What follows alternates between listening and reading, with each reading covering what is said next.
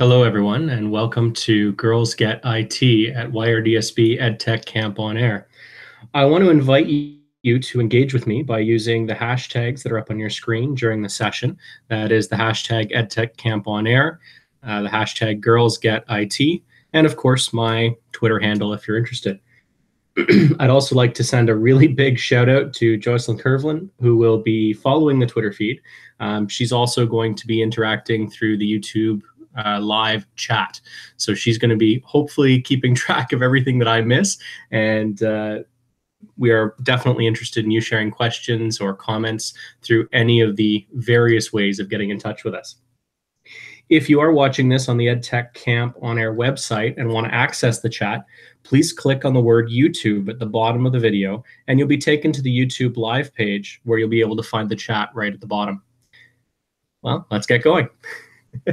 The Girls Get IT program is an extracurricular group that I was able to put together this year at Fred Varley Public School. The group itself came from a bunch of different places, but I think I'm getting a little ahead of myself. For those of you who watched my Ignite talk this morning, you already have a sense of what this is going to be about, and some of the pieces are going to be the same. I hope that I won't bore you too much with that. But toward the end of the session, I am going to be putting together an actual app for us, and you're going to have a chance to see how easy it is, and hopefully try one on your own as well. So my name is Don Kemble. I'm here because I am very passionate about giving all of our youth access to STEM. I have worked in a number of different roles and opportunities. I've been a lit teacher, numeracy teacher, numeracy and technology leads, and most recently, I had an opportunity to work in an outdoor education center as well. Technology has always been a big part of what I do. I got my master's in education focusing on teaching with technology. And throughout all the different opportunities, all the different pieces, it's always been amazing to me just how few of my students, my female identifying students, would get involved.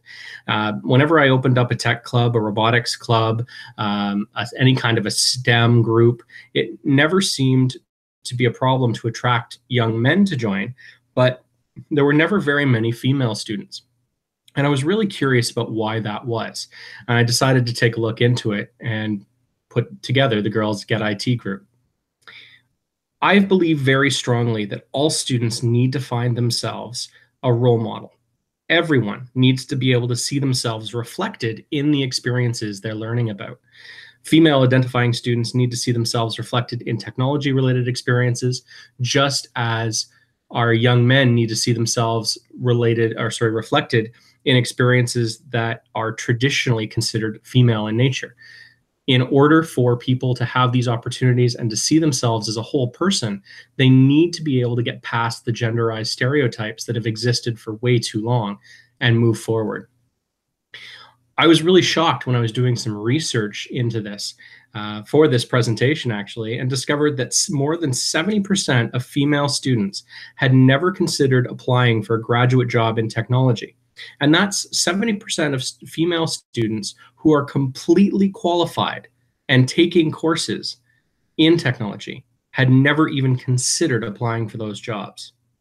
What's worse is that only 37% of female students thinking that they actually have tech skills required for today's jobs. And that really blew me away. 37%. Now, the stats for guys aren't really that much better with only 57, but that's still a 20% gap. I just can't believe that. When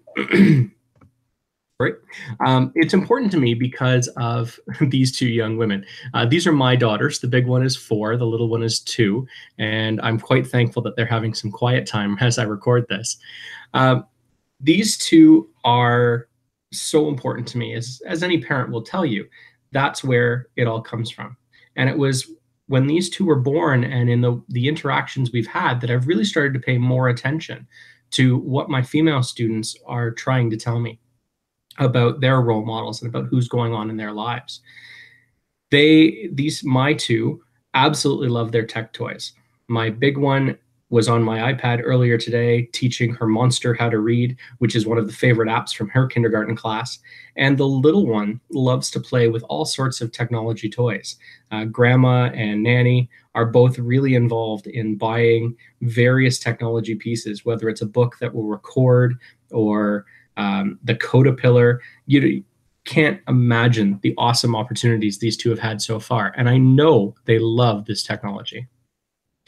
When I asked my girls group if they had female role models, I was really shocked to find that only 50% of them could identify a female role model in their lives. And when I further drilled down on that and asked about female role models that worked in technology, the answer was none. Not a single one could identify a female role model in a technology related field. And when I got that response, I was really quite shocked. My students are really quite awesome, as I'm sure yours are too. And they're so quick to identify all of these important people in their lives. When we've done pieces on social justice or on role models, we've talked about looking at various minority groups and who really is out there leading the way.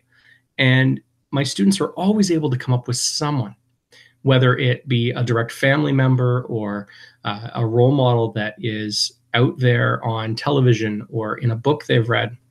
They're able to identify characters, they're able to talk about people, and they really get that seeing someone that looks like them is important. And yet my girls still couldn't identify a female role model that worked in technology. Oh, neither can I, quite frankly. And that's a scary thought.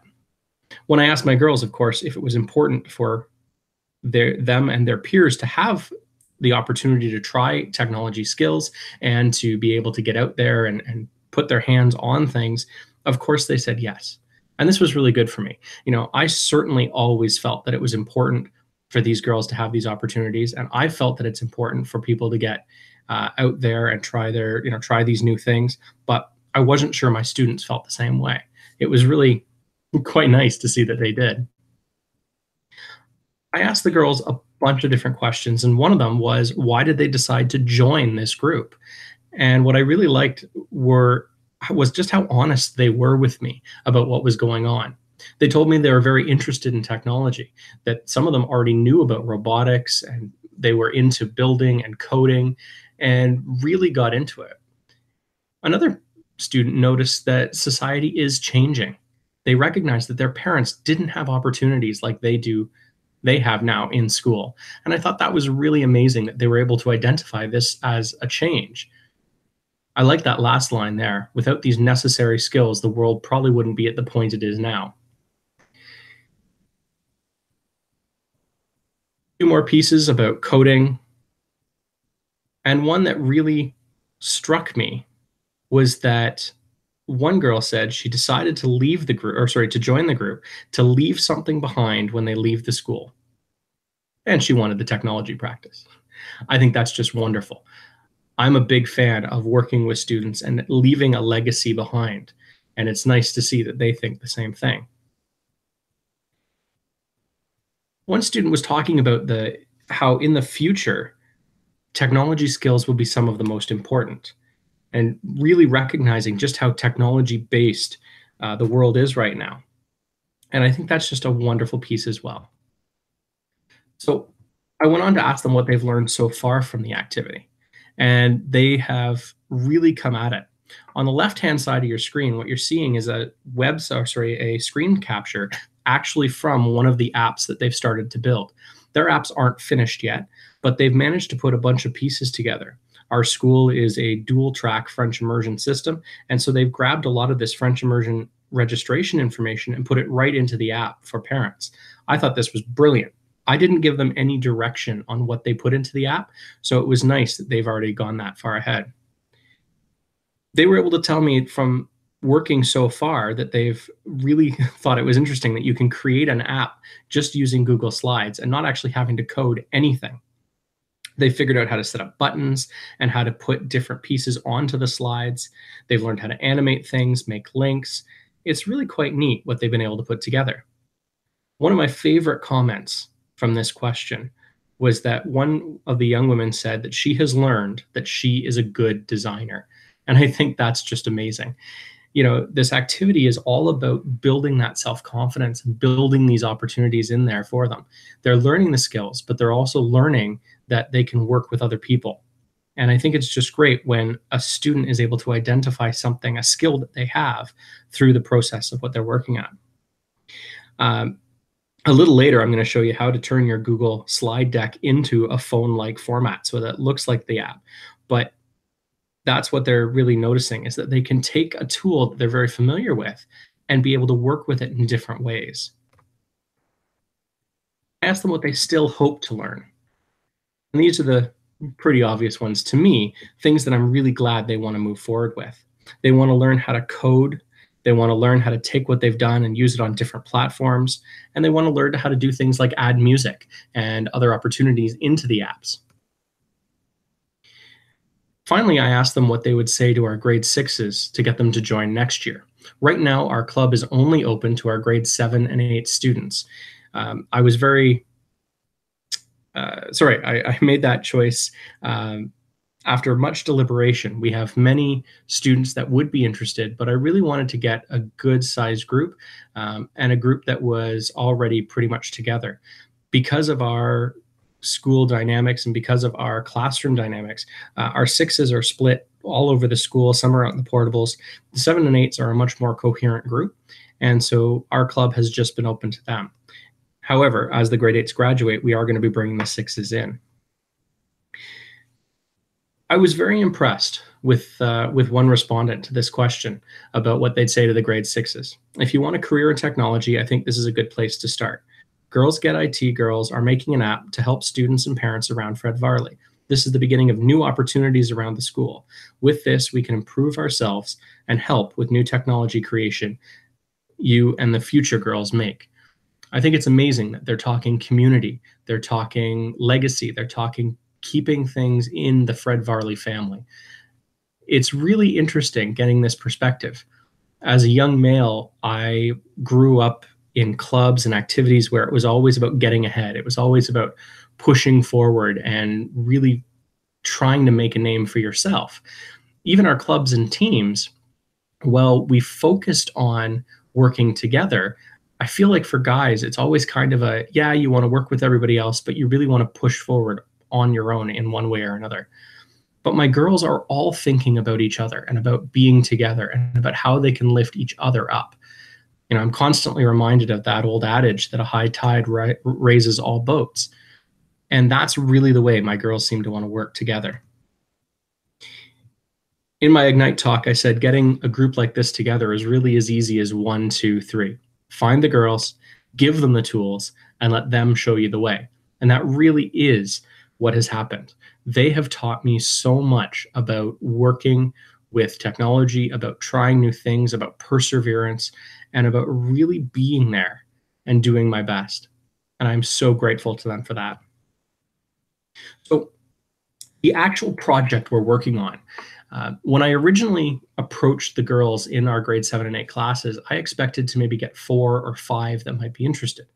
When I asked how many of them would be interested in designing an app for our school, I actually had every single girl in grade 7 and 8 approach me and say, yep, I want to get involved. I want to try this.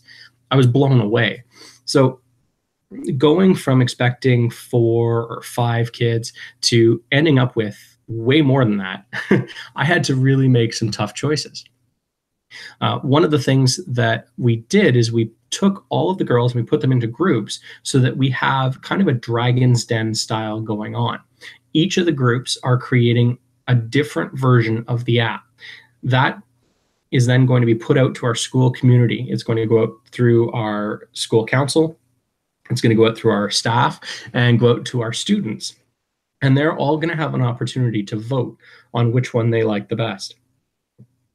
Pardon me. That way, the girls will be able to really have a chance to try their hand at different sets of skills. This whole project started from a really neat tweet that came out from Micah Shippey. And his work is just incredible. If you haven't had a chance, follow the link in here or check it out on Twitter. His blogs are just some of the most interesting reads I've come across in a long time. He really put it all together. in one post. And it was amazing to see how easy it really was.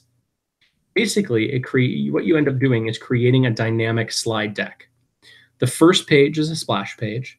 The second page then has a series of links on it that link to other subpages within the slide deck. This way, when you follow a link from the second page, it can go to any other page in the slides, any other slide. You fill that slide with information and a little home button to come back to the second slide, and you're good to go.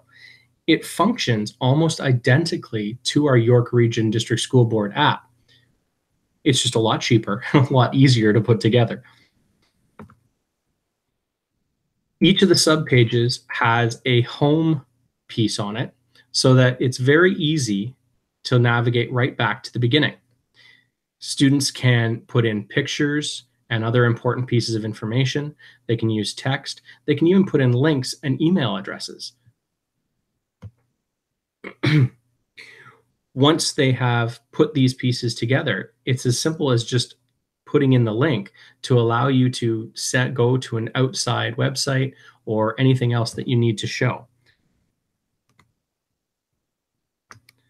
So what I really want to do now is spend some time actually working through how to create your own project. I figure if more of us teachers have the understanding of how to make this happen, then more of these groups can be inspired within your own classes. So I'm really excited to share this with you right from the start to finish. So again, the inspiration comes from Micah. His Twitter handle is here, and here's a link to his actual blog post, which I neatly have here tabbed away at the top. So within here, he goes through every little thing that you need to do to create your own app. What I really like is he gives you an example to work from and really simple steps. These steps are just awesome because they give you a really good overview of everything you have to do. And while some of them might look a little complicated, they're really not that bad to do. At the end, step 9 is my favorite. He teaches you how to actually hack a Google URL so that you can change the end and have your presentation present a lot more easily. I went ahead and I did a bit of pre-work, and I figured, why not create an app for EdTech Camp on Air? Seems like a good choice given today's topics. So what I did is I grabbed a few pieces right from the web. I've done a screenshot of our logo, put in some titles, as well as a play button here to get us started. As Micah says, the first page is really important because that's the one in iOS that's actually going to be your icon image once you load this on your screen. So I wanted to use something that's really going to stand out. All of my information today is coming from our EdTech Camp on Air 18 webpage. If you're not familiar with where to find that, just type in bit.ly EdTech Camp on Air, and you should have no problem finding your way right here. The nice thing is that our DLRT handlers and our wonderful contact people have put together an incredible website. Jen, Kim, and Jocelyn have done so much great work on this. It's going to be really easy to create our own little apps to make this happen. So the first thing I want to do, following Micah's setup, is to actually custom size our slides so that they fit perfectly on a phone or other device. So we want to create a slide that is 8 inches by 11.5 inches. So we're going to go to the File menu and down here to Page Setup. And we're going to choose a custom. So again, we want 8 by 11.5 inches. That's actually going to change our slides. Now, the nice thing is, because I'd already put some information on our slides, Google is going to do its best to try and keep things roughly where they were. Now, I can play with this a little bit more, make them a little bit bigger.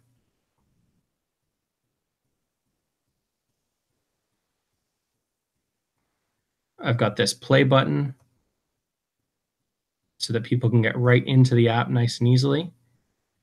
And the other nice thing that Google gives us are those little lines that allow you to really put a lot of effort into designing it without using a lot of effort to really do some great designing.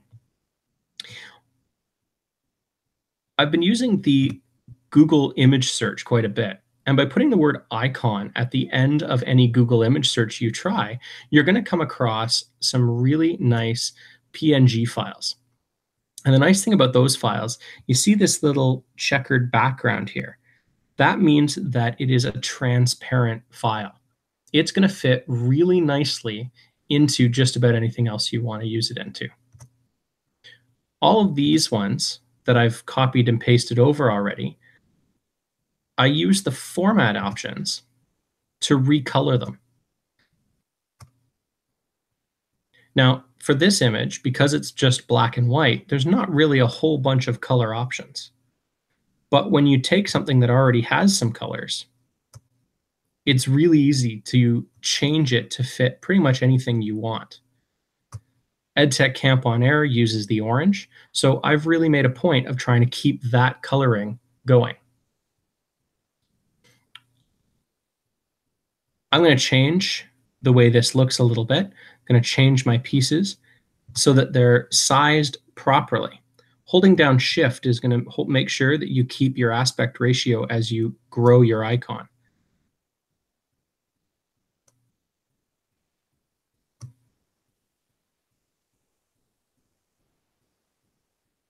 I want my text, as much as possible, to always fall directly underneath my icon.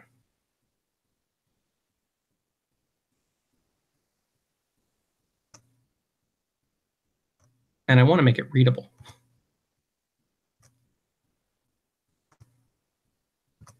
You can see I'm just kind of playing around with this as we go. Looking for that red line, that means it's directly under my icon. That icon's a little odd to use because of the voice lines coming out from it. The other thing I did is I grabbed a home icon and I've set it up already with the hot link on it. And that is the welcome back to this slide. I did that right off the bat because I want to have it for later. So how do I do this? Let's say I want to grab an icon from Google. I've done my search. I'm looking for a chat icon. I bring it up in Google. And then by right-clicking on it, I can open the image in a new tab. This means that I can see the whole image. I've got it right here with nothing else in the background. I'm going to right-click on that, copy the image, and move it over. Another right-click and paste will put that image onto my slide. Now I have the option of changing the way it looks. In order to hot link an image, you highlight it, and then just go up here to this little insert link button. Now, here I can type in a URL or copy and paste one from another window, or I can actually have it linked to other slides in this presentation. It can automatically be set to link to the next slide.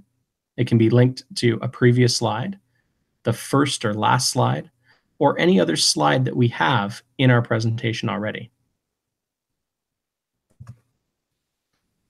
I'm not going to worry about a chat piece in this app, so I can just delete that image.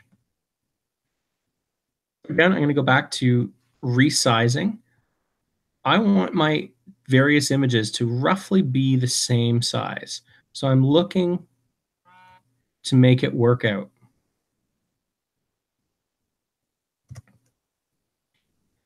I've got this one a little too big.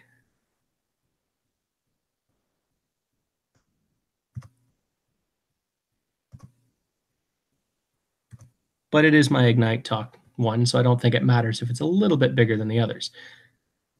Those Ignite Talks are pretty awesome this morning. Gonna make my text bigger.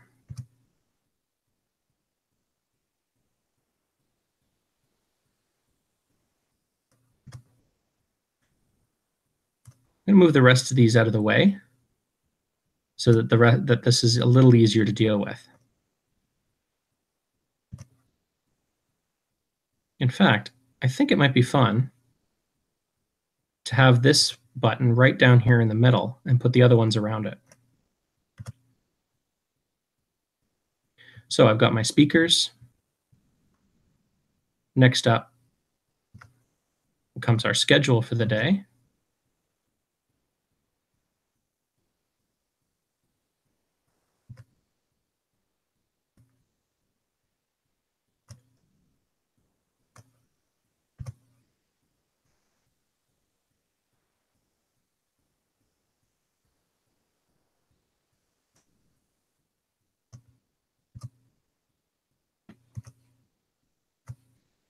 The all-important Twitter feed.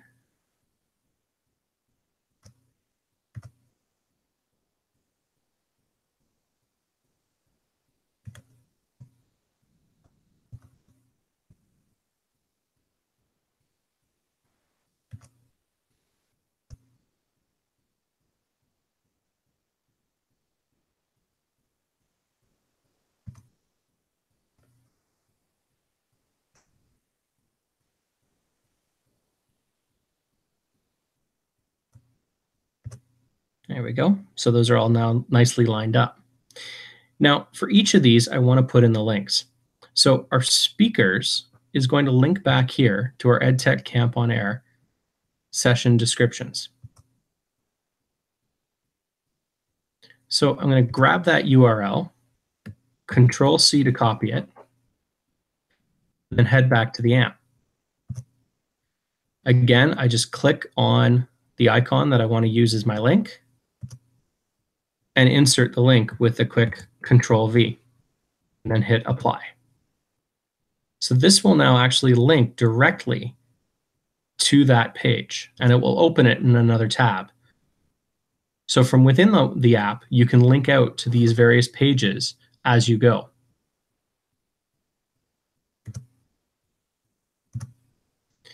I'm going to do the same thing for the schedule, this time using the schedule page.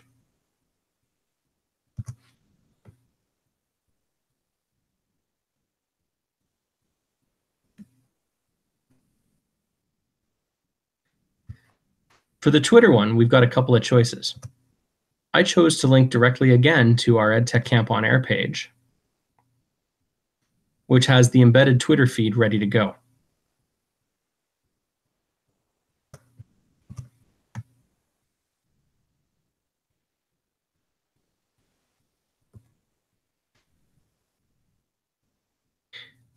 So just a couple more pieces, and our slide deck is almost all put together.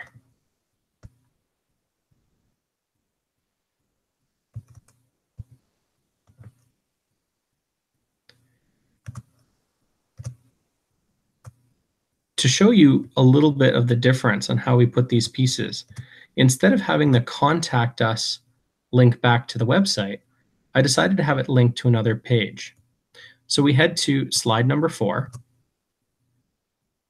And for this one, what I did was take a screen grab of our 3 wonderful contacts and pop them right onto the slide. I'm going to make it as big as I can.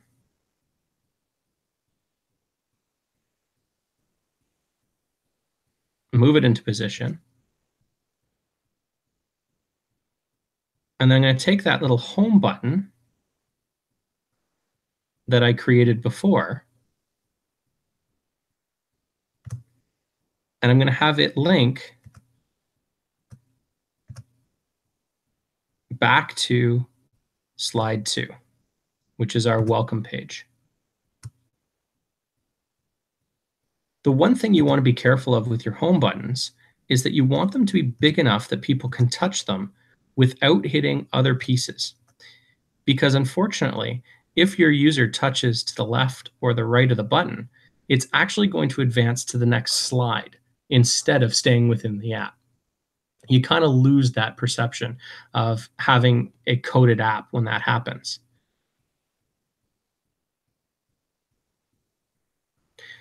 Finally, I'm going to throw in an information button about us.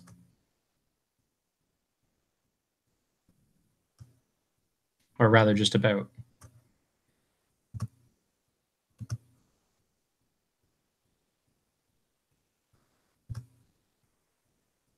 So here we have the launch page for our app. I'm going to get rid of this button because I don't need that here. Now this about one, again, I could link it back to the page, but to show you once again how to do this, I'm going to have it linked to slide 3. So here, when you put in the link for it, I want to link to slides in this presentation, and I'm going to have it link up to slide 3. So here's the slide 3 that I've created. Again, this uses a copy and paste directly from the main page of the website.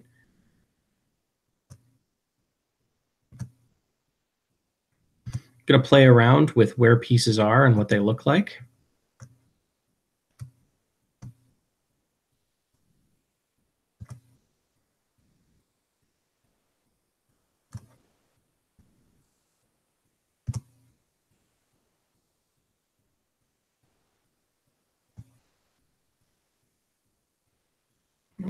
That's just a little too big.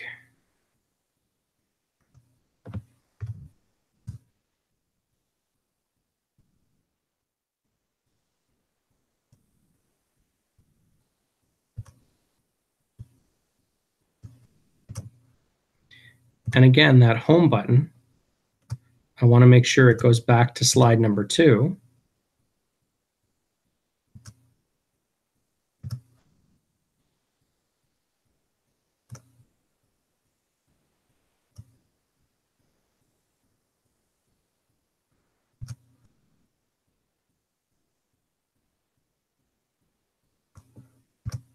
One of the things that Micah suggests in his post is that you make sure your home buttons are more or less in the same place all the time. And I really like that idea. Now, the home button in these 2 slides are not going to be identical. But because they look the same and because they're roughly both at the bottom of the page, hopefully that'll help our users understand what they're there for. So now we have our app. It's all ready to go. So in order to move this to the next stage, which is to force it to present, we're going to use Micah's little hack right here. What you're going to do is you're going to copy the URL from the top of the page. Don't forget to share it to make sure that anyone who has the link can access it. I've used my personal GAPS account to do this so that it doesn't get restricted by the York Region District School Board firewalls. We're going to open a new tab. We're going to paste that link in. So here again, you can see that exact same piece. But this time, I'm going to go all the way over to the end of the URL. And I'm going to delete everything from the word edit on. I'm going to change that to preview. Typing in the word preview forces it to show up as if it was presenting full screen. So here's our app.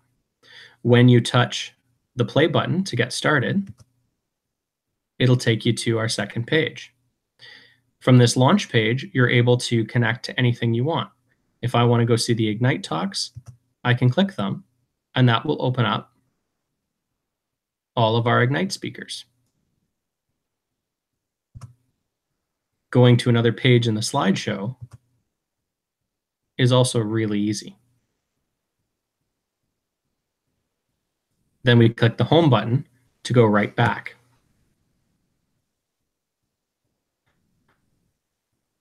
What I would love is for you to give this a try, pardon me, on your own phone. So what I'll do at the end of this presentation is I will tweet out a bit.ly link, bit.ly link, that will take you to this presentation. Micah gives you the instructions here in step 10, how to actually add this directly to your home screen. iOS is quite easy. Put in the address, select the share box, and then just click add to home screen. Again, you're going to want to change the end of that link to preview. But since I'm going to send it out already set like that, you're going to have full access to it.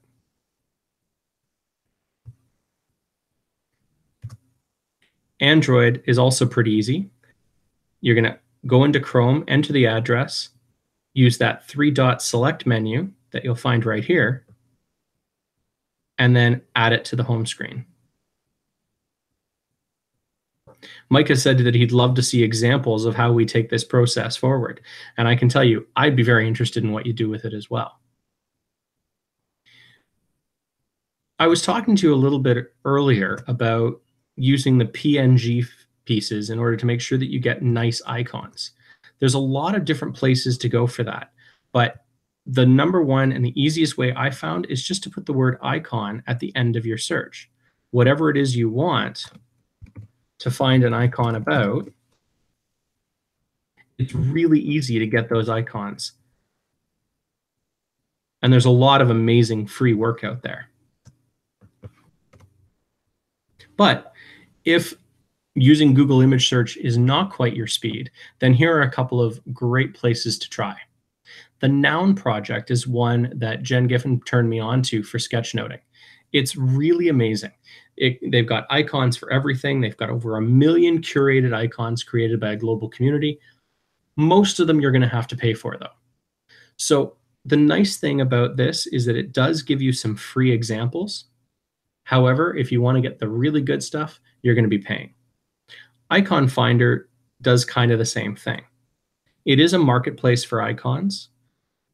I've given you a link here that goes directly to their free content. So this way you don't have to worry about going through the paid stuff. If you want to check out their paid resources, please feel free. The other thing is Slides Carnival.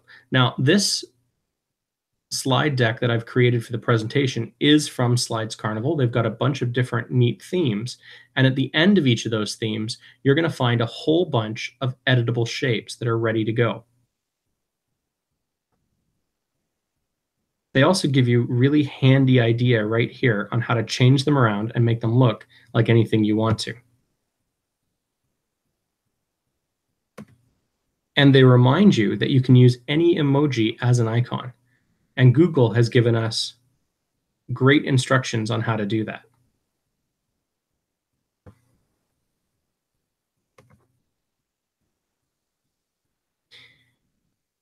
So here's a link again directly to our sample project.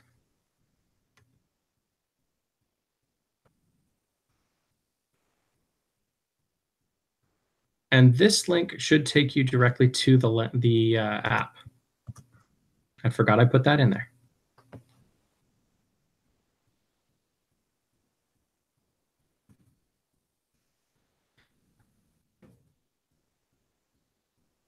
During my research as well, I came across a couple of very Canadian pieces.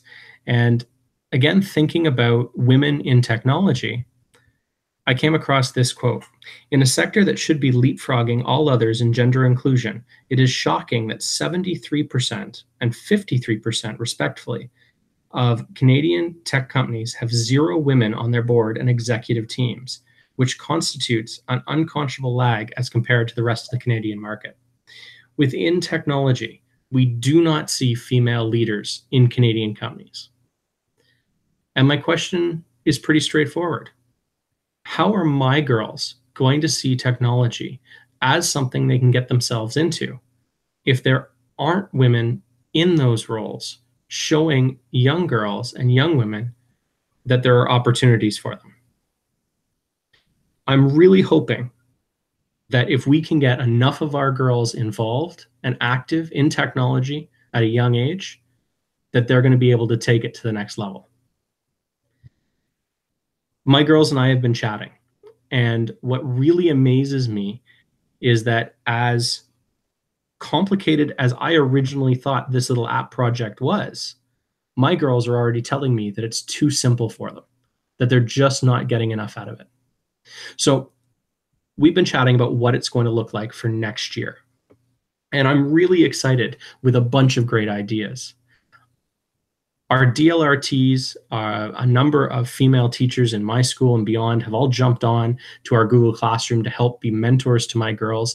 And they're there to give them ideas and to give them some feedback. And I'm really loving that. My hope is that my girls can take that to the next level. We are going to be taking a look at doing some more coding, working in Scratch as well as Python. I've got some girls that are interested in C++, and creating some little tutorials and little workshops so that for next year, we're going to try putting together a little conference for some of our local schools and getting girls and teachers from those schools to come out and have my girls as leaders.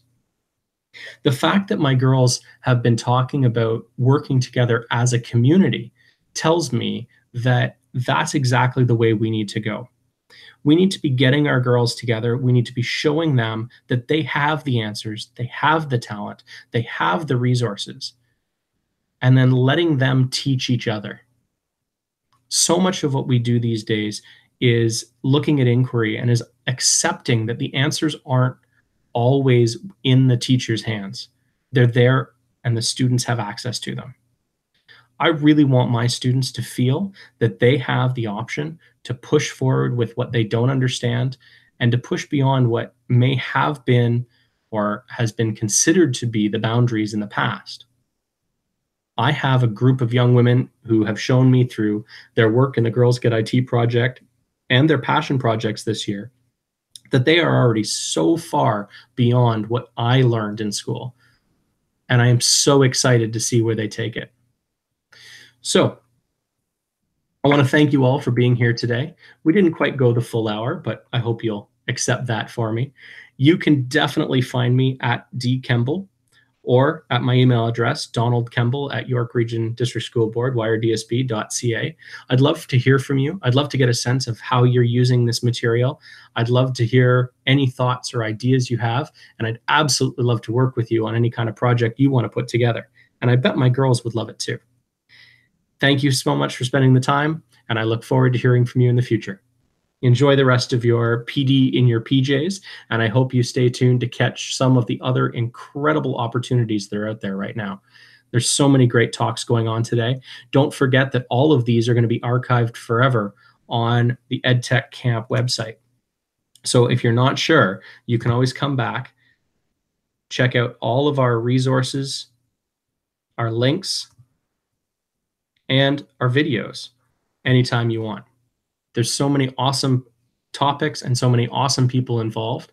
I can't wait to show this to some of my girls because I know they're going to be really excited to try this thing in the future. Have a great day.